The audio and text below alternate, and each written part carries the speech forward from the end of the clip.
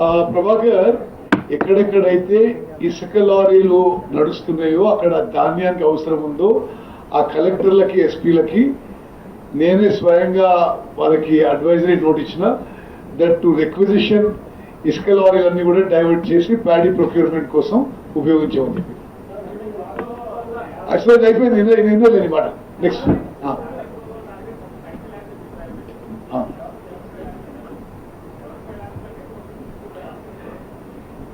ఇది estimated amount ఎంత వచ్చినా ప్రొక్యూర్మెంట్ సెంటర్లకి ఎంత వస్తే అంత ధాన్యం కొనుగోలు చేస్తాం.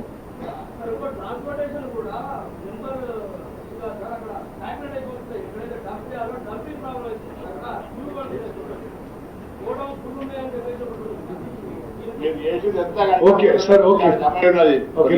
నెక్స్ట్ తీసేస్తున్నాం జరుగుతుంది.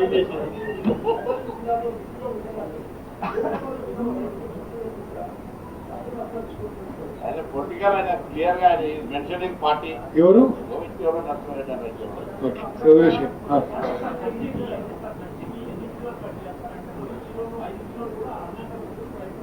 చూడండి, మేము నిన్న 3-4 ప్రొక్యూర్మెంట్ సెంటర్లు నేనే స్వయంగా పోయి చూసిన.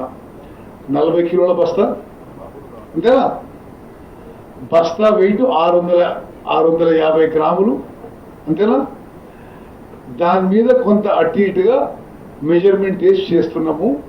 ఎక్కడైతే ఈ తాలు తరుగు పేరు మీద మిల్లర్లు ఎక్కడ ఎక్స్ప్లాయిట్ చేసినా వాళ్ళ మీద మిల్లర్లు కానీ ట్రేడర్ల మీద కఠిన చర్యలు తీసుకుంటామని చెప్పి మేము అనేక సెంటర్స్ లో ప్రకటన